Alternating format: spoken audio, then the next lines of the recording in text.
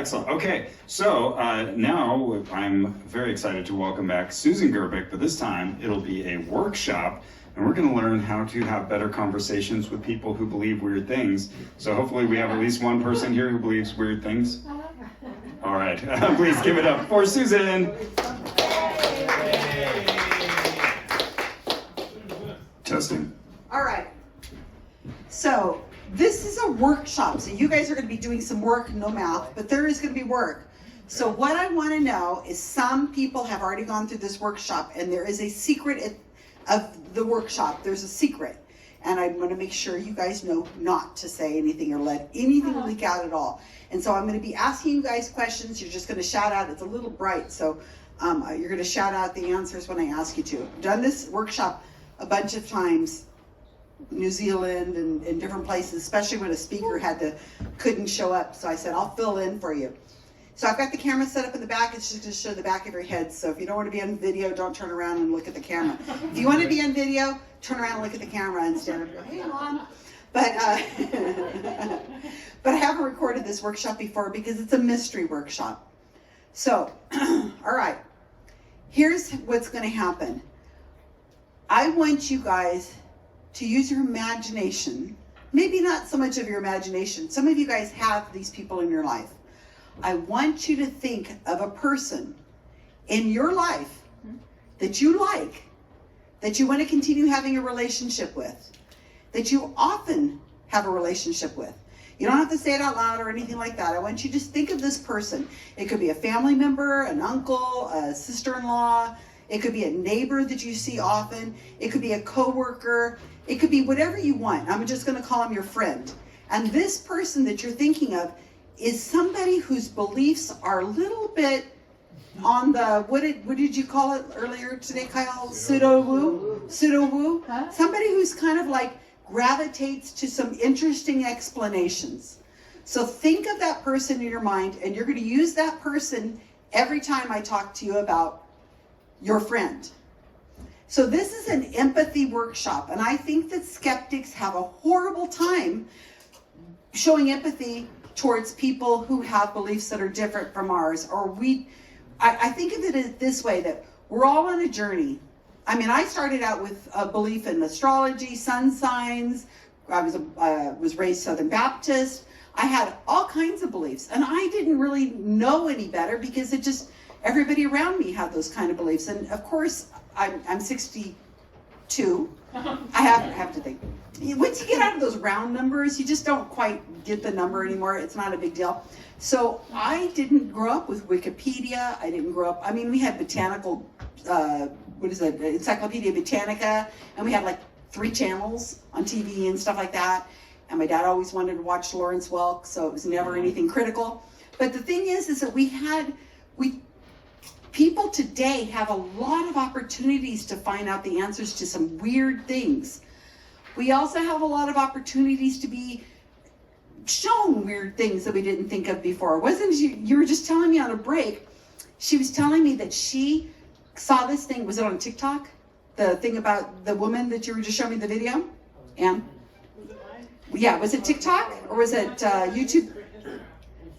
Instagram. And it was this woman talking about people missing in the United States. And it showed a map, and it had like a clusters of people missing in the United States. She goes, I saw this the other day, and I thought, what? And then Kyle gets up and does a talk on it. What? I had no idea. It was like, what is this? What is this woman talking about? And then here he explains it. So there's a lot of information going on out there, but we don't know to challenge it. Sometimes it seems plausible. So I want you to have empathy towards people who have beliefs that are different from ourselves, who maybe aren't on the same journey or in a different place than our journey we're on. Some people go down the path and they get out of whatever these, they become much more skeptical minded. Some kind of stop part of the way. Some people kind of go off on a different thing. They become atheists maybe, but yet they go into medical quackery. It's all different. So think of it that way. So, all right, everybody's got a person in your mind, right? This is a person you want to have a relationship with, like you're going to see them on a regular basis, and somebody that you we'll see often enough to be able to have these conversations with, and somebody who has some sort of paranormal beliefs. Everybody got somebody? Okay, I'm seeing nods, sort of. It's kind of gray in here with the lights. All right, so here's where we're going to start. I want you to become the person you want others to come to when they have questions about Weird Things Workshop. That's what this is called. So I want, when somebody has a dangerous idea, and I should probably put on my timer. When somebody has a dangerous idea, that they feel comfortable coming to you with that issue, okay? And the only way you can get to that dangerous idea is to not try to win wars and battles with them, but to have better conversations with them so that when they have this dangerous idea, somebody shout out a dangerous idea. Anti-vax. Vaccines cause autism. Yeah, vaccines. I'm not vaccinating my child. That's a dangerous idea right away, today. What's another dangerous idea that you have to intervene right now, today, right now? White supremacy. What? White supremacy? Well, something that's like, right now I've got to intervene. Like now. Okay. I'm like, I'm not going to the cancer treatment. I'm done. I'm not going to even try. Something that's, I'm going to jump off this building because I can fly kind of stuff, right? So there is those kinds of emergencies that you got to intervene now. And then there's other kinds of things that you do not need to intervene with. Like, somebody give me something. Astrology. Spontaneous combustion. Spontaneous human combustion. He knows that's my thing. That is my fear. I'm terrified of spontaneous human combustion. Thank you, Chad. Anybody else have something else that is like a, Sweet potatoes cure everything. Sweet potatoes, yeah, well, those are good. But there are some things you do not have to have an argument with. You can talk to them about it, you can have conversations with them, but there's no battle like Loch Ness, right? The Loch Ness Monster, Nessie. There's no reason we have to go to blows and in friendships and relationships with them for those. But some things you need to really step in and intercede right now. Oh my gosh, you're going to jump off the building because you think you can fly, all right?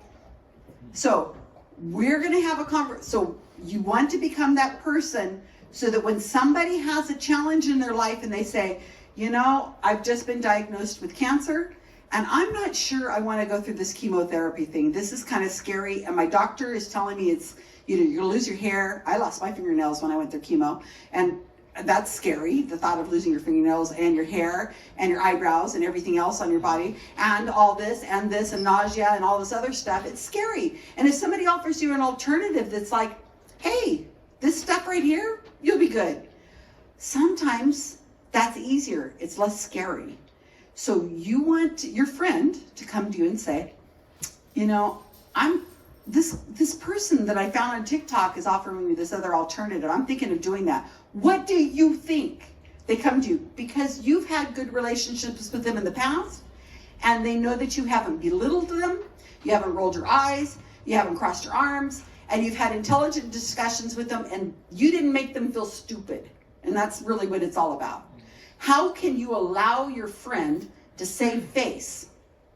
So you need to be able to have better conversations with them on this whole time that you're having a relationship with them. So when it really counts, when it really matters, they come to you. Everybody got that? Okay, so what I'm going to do is I'm going to give you a scenario.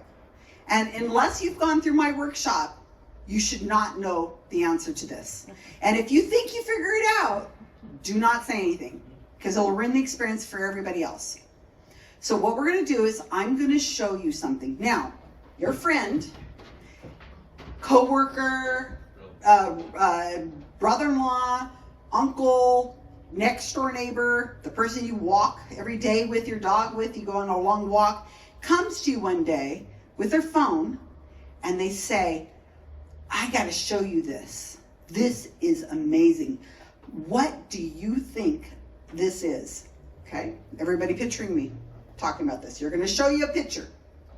I'm going to put it on the screen. Hopefully you'll be able to see it because it's faint. They've shown you their phone and they've said, I photographed this on my body. I don't know what it is.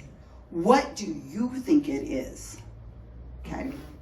And you're going to look at the phone knowing fully well that your friend has some kind of interesting beliefs. And you have to find a way of talking to your friend without making them feel stupid. Okay? You think it's an easy task. It might not be as easy as you think. Okay, so here's the photo. I'm going to show you several photos. Pick one. Now, you might have to darken this. Do you think you could darken it just for a couple slides? Or just turn down the Lower light. the stage lights. There you go. Perfect. Thank you so much. You can leave them there. That's fine. I can actually see the audience better. All right, so pick one of these photos. That is the one that your friend has shown you. And if you know the answer, don't say anything. All right, so we have a kind of a sort of moon-like thing with like a circle with another circle outside of it with like some lines in it. These are on people's shoulders. They're like red lines. This one's just a bunch of lines. 1, 2, 3, 4, 5. It's got 5 lines in a row on somebody's skin. You don't know what it is. Somebody's knee is a photo of somebody's knee with a circle, perfect circle with like another circle inside. It looks, I don't even know what that is. And then over here is another piece of skin. It's got a circle and it looks like it's got like some lines coming out of it. Looking at the pictures, they look like they're about 3 or 4 inches wide. Does that sound about right? And they're just on people's skin and somebody's photographed them. Okay? So I will ask you as we go, for people who've never seen this presentation I'm giving you right now, does anybody, don't say it, but do you have any idea what this is? Okay. All right. So you guys are on it better than I, but most of the crowds I've been in, they're most Might not go, be right. well, yeah, that's true. Most people go, what? No way. I have no idea what this is. Keep it in your mind right now, you guys, how it feels to not know the answer to this, when especially since other people do. All right. How does that feel to you? Is it awkward? So your friend has had this conversation, has showed you their phone and said, look at this item. I photographed this a few weeks ago. It's gone now. It took a couple weeks to go away. It didn't hurt, but this was on my body. This mark was on my body. What do you think? Okay. So now we're going to shout out. And if I have to call on you, I'll call on you. I want you to tell me some ways. Raise your hands so I think it'd make it better. Raise your hands. I want somebody to tell me what is your opening lines to your friend. Right there, yeah. The one on the right, I'd say, well, are you a Star Wars fan? Because that's the Millennium Falcon. Looks like the Millennium Falcon. Okay, next. Yes, Jeffrey. Do you have a hair dryer? Yeah. Don't say anything. Okay, who else? Somebody else? What would you say? What would you say to your friend? I don't know. What do you? Kyle says, What do you think it is? what do you think it is? Remember, you're trying to have a relationship, a conversation with them. So you need to have some way of having a conversation with them so that they save face. You don't want to just tell them the answer. You want to allow them to come to understanding what it is. And remember, you guys don't know what it is either. So here we go. Next. All right, now, I know that Ross knows who this is because Ross, I've met him. yeah, I wouldn't be surprised. I didn't know who this was. I did this workshop with Mark Edward, and we got all the way through the workshop, and he finally said, you don't know who that is? And I'm like, no. So I don't want you to tell me who this is. That's not important. I want you to think of this as your friend is watching, has just found this video on the internet. I'm not going to show you the video. I'm showing you a slide from the video. So, in your friend's opinion, what do you see on the screen? Okay, so let's get some hands raised. What do you see from your friend's opinion, not yours? What do you see? Hands, come on. UFOs. Okay, you see UFOs. What else? What do you guys see? This is all you see. A book. A book. Yeah? What does that say? Who is this guy if you don't know who he is? All you see is the screen. He's erudite. He's a learned man. He's a learned man. He's holding a book. I think he's got 2 books in his hand here. Yeah, but the spines are cracked. He's either against a fake background or there's very strong lighting right in front of him.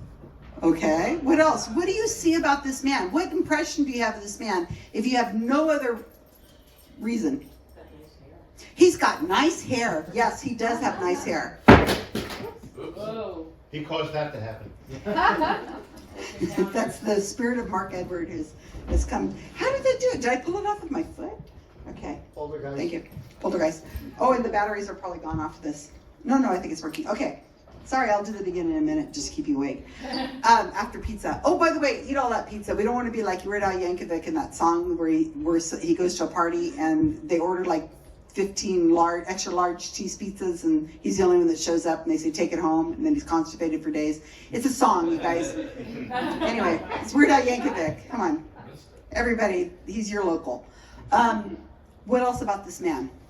Deborah? His expression, kind of. He's like got a little half smile and he's kind of looking into the distance. He's kind of got a half smile looking into the distance, she says. What else? Fancy text. The text is kind of fancy, yeah, on the screen that you're looking at. It says, Contact in the Desert. Jacques Vallée, a global phenomenon, recent close encounters in Europe and Latin America. What else? Oh, he's traveled. He's traveled, yes. The title says contact in the desert, but he's not in the desert. Well, he's not in the desert, but what is your friend's impression? He knows what he's talking about. This guy knows what he's talking about, right? He looks professorial, right? He's old. And he's looking down on us. He's looking down on us. He's giving you that kind of nice look, like, huh? I'm better than you. He's got a fur. Oh, you think so? Wendy? He's got a fur name. We don't trust him. Foreign name. French guy. Oh, he's got books in his hair. He's got books in his hand. Okay, so your friend that we talked about has seen this video. And your friend has made an impression. This video that your friend found talks about those marks that you saw earlier. So now I'm going to show you another slide and I'm going to ask you the same kind of question. So I'm not going to show you the video. You guys can watch it yourself if you're really interested. It's fascinating. This is the first slide. This is a slide of him at the podium at a conference. I'm not showing you the video, but I will tell you it sounds like there's thousands of people in the audience from the sound. There are lots of people asking questions. There's a lot of the people who are asking questions are asking it with confidence. They're not saying you're an idiot. They're saying, what do you think of this? So just from this slide that you're looking at right here I want you to describe to me what your friend's impressions are of this slide. Yes, Aaron. He's very rich or fancy because he has French cuffs and cufflinks. You notice the cufflinks. Good for you. Lots of people don't notice the cufflinks. The man is wearing cufflinks. Yes. He looks like he has some money. Some class. Everybody else here wearing cufflinks today? Thank you. No. No other speaker, any of the male speakers up here with cufflinks? No. And outdoorsy maybe because of that vest. Outdoorsy, healthy, maybe? Yeah. He's Okay. having- He's having trouble connecting his computer to the audience. We don't know if he's having trouble connecting Sure his he is. computer. It's a public event. Deborah? Well, if there seem to be lots of people there, and they're not, they're not heckling him, he's probably popular and well respected. Popular, well respected. He had his name on the main screen. He was probably like a draw. Intense. Intense? Better than you. Boy, you guys are mean to this poor man. He looks nice. He's rich. No one's throwing Rotten Tomatoes at him. Well, maybe not in this slide, but the point is, for your friend, they see this and they say, he looks reputable, he looks professional, he looks scholarly, he's educated, he has money, he looks healthy, he's got a computer, he's on a main stage with thousands of people looking at him. How could he be wrong? He sounds like he's kind of okay. So when he says something in the lecture, you think to yourself, maybe, yeah, okay. So your friend has told you they looked up this video, and it might answer, like this is the next day of work or whatever, and you say to them, so I was thinking about that photo you showed me yesterday, and they say, yeah. In fact, I found a video, and it explained it a little bit. And what is it you're supposed to say? Let me take a look. Let me take a look at your video. Thank you. That is exactly what you say. You don't roll your eyes. You don't cross your arms. You don't say, I don't know what crazy theory you've come up with, but you're an idiot. You don't say that, because what's going to happen if you say that to your friend that you want to continue having a relationship with? We'll be friends long. Yeah, you won't be friends. But so you say, can I get a link? I'd like to check that out. Can I see the video? Or maybe if I watch the video, will you be open to like having a discussion with it maybe at lunch next week or something? Okay. I haven't lost you. You guys, It feels to me like I got through that stage without knowing any skeptics or anybody trying to talk me out of it. And in fact, my best girlfriend was, at the time, was not this one, but a long time ago, was a believer. And I guess there's a part of me that thinks, you know, if I meet somebody that is in that a believer that's maybe not quite in their 40s yet, that they'll snap out of it on their own. And I'm not sure I'm qualified to explain that process or to explain skepticism without insulting somebody. Wendy makes a really good point. Most of us have come out of this, some of us on our own, some of us with good conversations with other people, some of us by Googling it and figuring it out, some with trial and error, and some of us have never come out of this. Some of us still have some beliefs that are kind of like out there, you know. But Wendy's right. How do you don't want to come out of this saying, I'm a skeptic, I'm going to explain this to you. I'm smarter than you. You want to come out of this with, together, let's kind of figure this out. So however you do that, don't come in it full board, capital S skeptic. Come out of it with, hey, I was curious too. All right, so next slide. So now you're going to find out, because you've got the video, your friend has given you the video, and you've watched it, as much of it as you can stand. And your friend has, and the video you've just watched, you find out that this man is a giant, important person in the UFO community. And that he relates those marks you saw to being abducted by aliens, or marked by aliens, or tracked by aliens, or something aliens. So one of the things that you're going to find out is that Jacques, who has a website about this, he starts tracking it. People start sending him all these photographs of the marks on their bodies, and they send it to him. And he starts putting it up on his website. And it seems to be happening all over the world. It's happening, you know, this is probably in the early 2000s or something like that. So maybe it's not happening as much anymore. This might be old. It seems to mostly happen to women. And you know how aliens are. They want us women, they're going to have our baby, we're going to have their babies or something, you know, right? But it tends to seem to happen mostly to women. And that's kind of something he's noticed. So don't worry about all the text on the screen. It's really not that important. My point is that he starts equating that all the people who have this mark also have had some sort of alien experience. They call them experiencers now, by the way. That's a thing. They call themselves experiencers. People who've had a near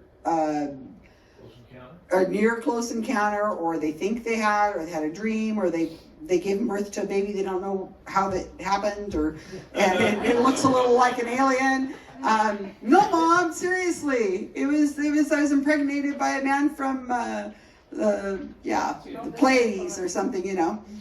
So all of these people have this kind of thing. So now your friend has given you this video, you've watched it, and you have as much knowledge as I'm giving you. Now, what do you do? Come on. Yes. I'd ask to check their clothing in the past week that they wore. to see if there's something that matches that on the labels or anything like that. Check your clothes. So how would you say that to them? Could it be possible that Yeah. XYZ? That some ink got on you from tag. Did you go to a party where they stamped you? That's good. Chad? Have you sought advice from a professional? Have you sought advice from a professional? Okay, come on. What else would you say? I want to hear the words you would say. Yes? Maybe there's a simpler explanation? Maybe there's a simpler explanation than UFOs. Maybe. And if you say it just like you did, like, I don't know, that's odd. Yeah, maybe there's something else. Do you think there's anything in your house that might have caused that, Mark? Right? Is there something at home? Do you sleep in bed and roll over on something? Have you thought of any other possibilities besides aliens? Like, have you gone through all the things that it could be Yeah. before you reach that conclusion? Yeah, why? Well, he said it. This guy, he's really professorial. He said that's what it is. So he's your authority figure. Yes, Ann? What did this professional say it is? Like, It's a mark by, he's saying that, he's like with Kyle said earlier, all these people have something in common. All the people who gave him the photo all have in common that they've had near experiences with UFOs. Sometimes years later, but they've had experiences with UFOs. So that's the commonality. So he thinks it's UFO related. But related how? Because to me it looks like a slight burn mark, like the UFOs burn people. Sometimes it's under the skin, like it's places where the clothing doesn't touch it. Sometimes it's out in the open. So could it be a burn? Why would the UFOs do that? Why do UFOs do anything? We don't I know. was going to say, you can start to explore the logic, like, oh, why do you think aliens would want to leave marks on people? Yeah. Well, so they can come back and figure out which ones they impregnated, I guess. Oh, is the mark still there? No, it's off. It's gone. Well, then But it maybe doesn't it's under work the for that. skin. Maybe it's like a branding and they put it under the skin and you can't see it. Only in alien UFO lighting Huh. it shows. Yeah. Jeffrey? Could you say, has anybody gotten a mark like that who has not had a UFO experience? No, everybody who's reported to him that had the mark has had a UFO experience. Good, Jeffrey. Yes, Kyle? I don't know if I had one. I guess I would ask what else they might have had in common besides the UFO connection.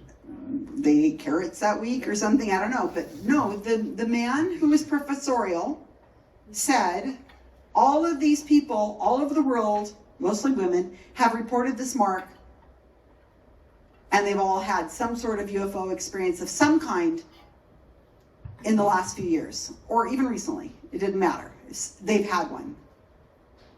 So think about how you're wording this to your friend. Remember, the bigger goal is, it's not UFOs. We're skeptics, right? Okay. So there is a plausible answer. You just don't know it. Has anybody, besides those people who know what it is, you can raise your hand, don't say anything, think they figured it out? No hands going up. That's really interesting. So that's the best part of this lecture, is that you guys have to remember we don't have all the answers either. So think about these things from their point of view. It is really odd. Those marks are obviously round, perfectly round or perfectly straight or whatever it is. They are marks of something. So how in the heck? That doesn't make sense. They're on them and it's gone and it looks like a burn, and you ask them and they say it didn't hurt and it's gone. As far as we know, it might be under the skin. Yes, Ross? I would say, would you be impressed if I could create the same mark on myself? Hey, I like that. But isn't that sounding a little snarky? Yeah. Okay. You got to be careful, because remember, you're trying to have a conversation with them so that they save face. Yeah. So let's hear what you guys would say. How would you address this? Verbiage. Hands up. Have you been to a dermatologist lately? Okay, that's good. Have you been to a dermatologist? I phrase it like, let's go to a dermatologist together, and maybe we can get some practical answers. Right? And there's something in the way you just said that that's much more important, what you just said. Can you guys pick up how she said that? Let's go. Let's go. Yeah. She's supportive. She's supportive. Yes, I Deborah? would say, like, I'm a little bit worried about this for you. Can we go and check this out? I'll go with you. Right? Yeah. Okay. But they might just write it off because it's like, whatever. Yeah, but it is supportive. It's hard to get an appointment. It's supportive. And what you're doing that's so important, you guys, is you're saying it in such a way that I'm not accusing you of anything. I don't think you faked this. This looks really weird. What is the one word we're looking for from you? I'm looking for a word from you. Validation. Nope. I'm looking for a word from you that starts with a C. Nope. I mean, compassion's good, but there's another word.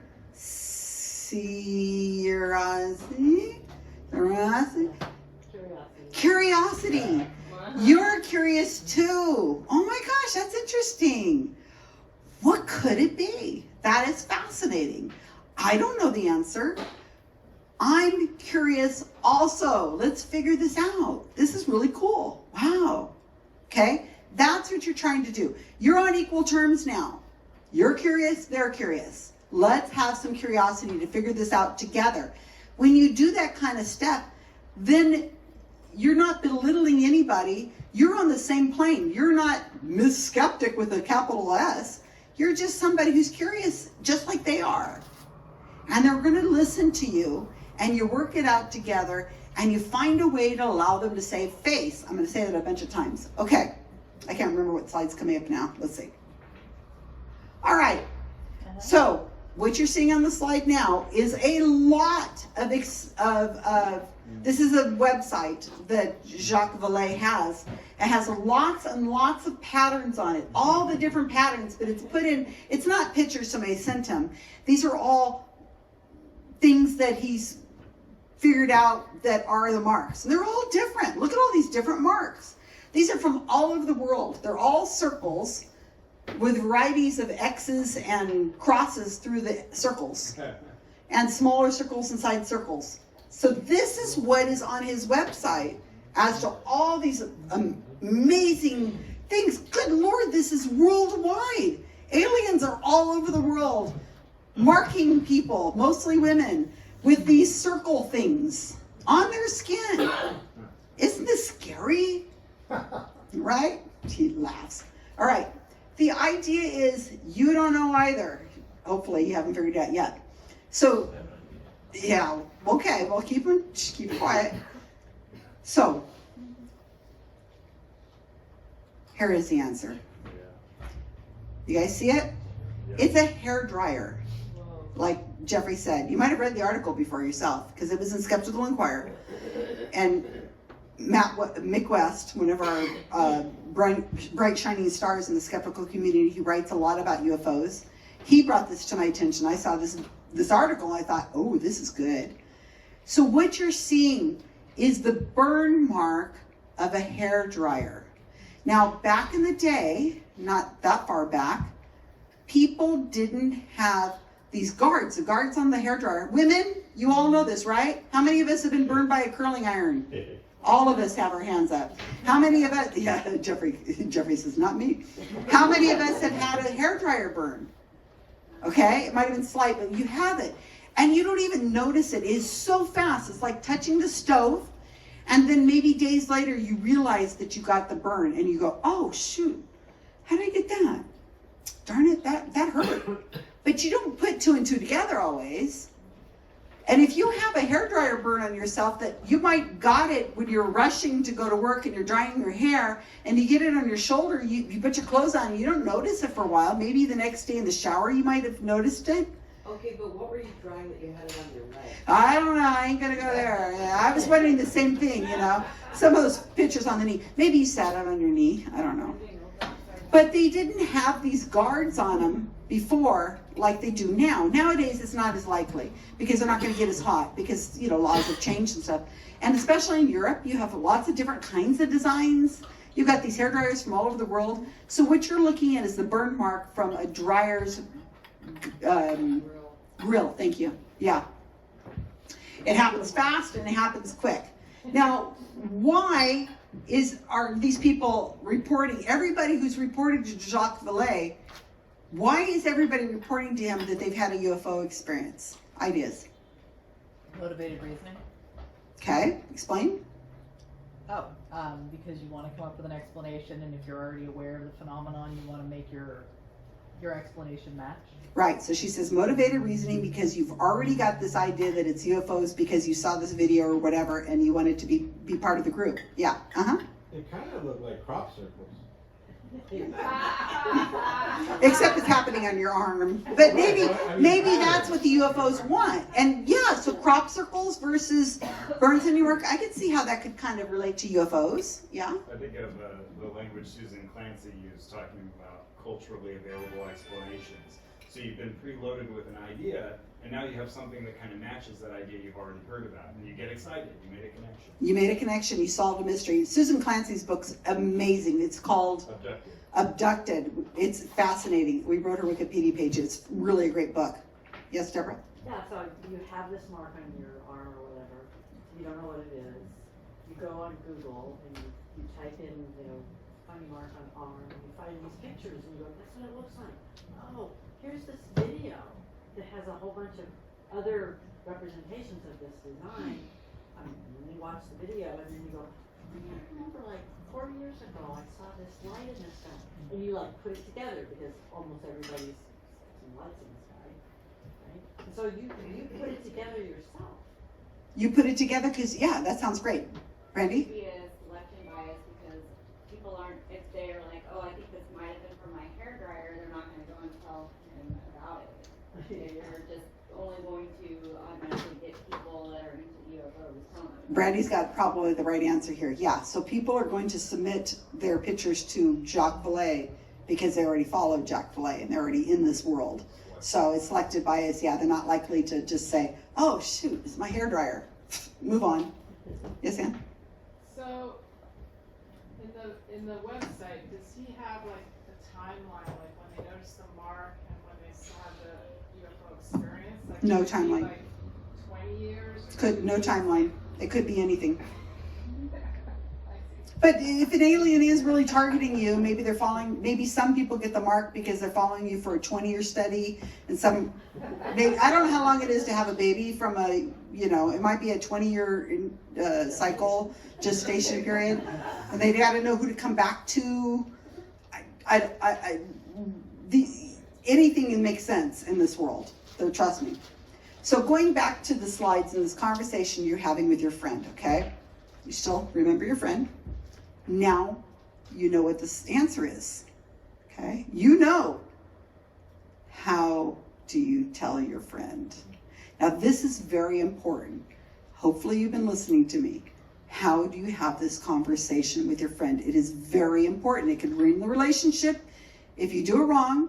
It could absolutely make it so that this person, when they have something really, really, really serious going on in their life and they really need help, they do not come to you because you blew this part. So let me hear how you guys are going to have a conversation with your friend now that you know the answer. Chad. You spill water on your shirt and ask them if they have a hair. Could you go home and get your hair dryer? And, oh wow, this happens to match the mark on your arm. Ross, what do you get? Maybe start with, hey, you got me really interested in this question. I spent a lot of time looking into it myself because I was confused. And I think I found an answer. You want to see it?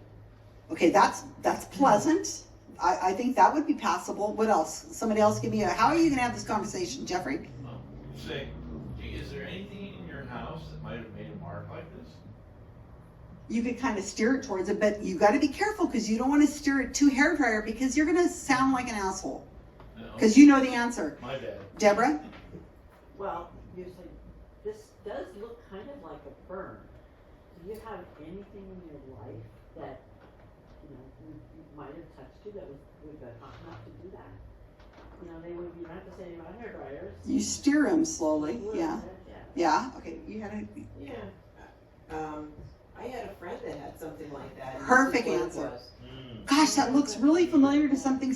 Now that I think about it, because of course you know the answer. Now that I think about it, I think I remember when I was a teenager, I had something sort of like that. And you know what I think it is? Let's go look at your hairdryer, right? And Kyle. Your hair has been looking great.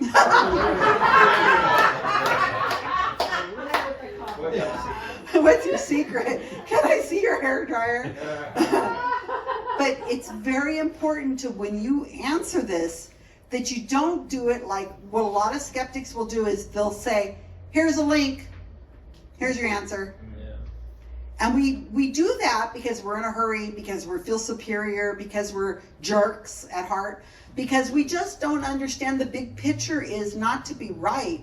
It's to be able to have relationships with people, have a better relationship with people, so that we can encourage them to go on this journey that we're already on, to learn more about things. Being right is good too. Well, being right is good too, but bringing them along. What is that story that everybody says, teaching somebody how to fish or just giving them fish? It's better to teach them how to fish than to just, say, here's some fish. So you don't want to hand them the answer, but you don't want to give them the answer in a condescending way. You want to not look like a smarty pants. You need to find a way of doing it so that they save face. So some of the suggestions you have are perfect. Like, I was curious myself, and I think I know what it is, but let me tell you, I was blown away. That was wild. Okay? I didn't have a clue. That was super interesting. Thank you for bringing that to my attention, because I had no idea. But I think it's this. So even though I gave you the hint that it's almost all women, you didn't make the connection yourselves. It's because we usually tend to have had longer hair or whatever. Heather, are you trying to say something? No. Oh, I thought I saw you saying something.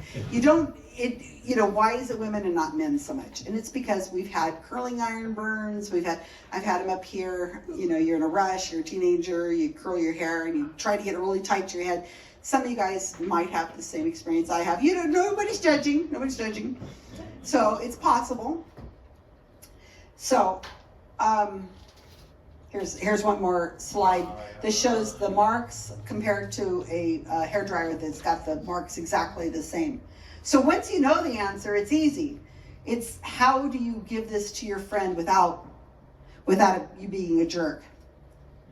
Okay? And then my last slide here is, this is the article. I'd love you to read it. It's by Mick West. It's published in Skeptical Inquirer, where all the cool kids publish. It is a wonderful wealth of information about a lot of odd and unusual things. But hair dryers and UFOs, he gives it away right there, so I couldn't obviously give you the slide right away. So I wanted you to go a little bit and have a little uncomfortableness in the workshop today, trying to think, what could it be, keeping in mind you don't want to piss the woman off on stage, who is trying to tell you to be empathetic and try to watch your words. And not only your words, watch your mannerisms. Don't roll your eyes, don't cross your arms, don't give those deep sighs. It's hard. And we're going to be having a talk here in a little bit, I hope, by somebody who, until just December, was one of the biggest flat earthers. Had one of the most biggest flat earth channels on YouTube. And he went to the Antarctic with a group of people, and there on camera, I don't know if he'll show it, he says, wow, sometimes you're wrong. Because they didn't believe that the sun would have a 24-hour sun in the sky in Antarctica. They didn't believe that was possible, because you can't have that and also have flat earth. So when he's here, he may be still on a journey and have some beliefs that you and I probably would go, oh my God, no, I can't even have a conversation with you. He might have those beliefs. He might not. I don't know, but I know all of you guys will be respectful and not roll your eyes at him. And just remember, let's have conversations with people like that, so that we have better conversations when it really means something, like over vaccines or whatever, when it's important, but not now. And you've all gone through my workshop, so don't tell anybody the answer. I hope you enjoyed that. That was fantastic. And I'm Thank you, done for the Susan. night. Make sure you tip the pizza people and all that stuff. That was great. Who is it with this table? It's not me, is it? It can't be me. I think it's a sweater. I have 10 solutions, and you won't believe number 7. It could be hair dryers. I don't know. Fantastic message for today. Thank you so much. And, I was going to show you. Here's me and Jacques Vallée. Oh, Oh, he looks amazing. He's so dignified. I believe his hair dryer explanation too. Excellent. That was wonderful and good preparation. Thank you, Susan.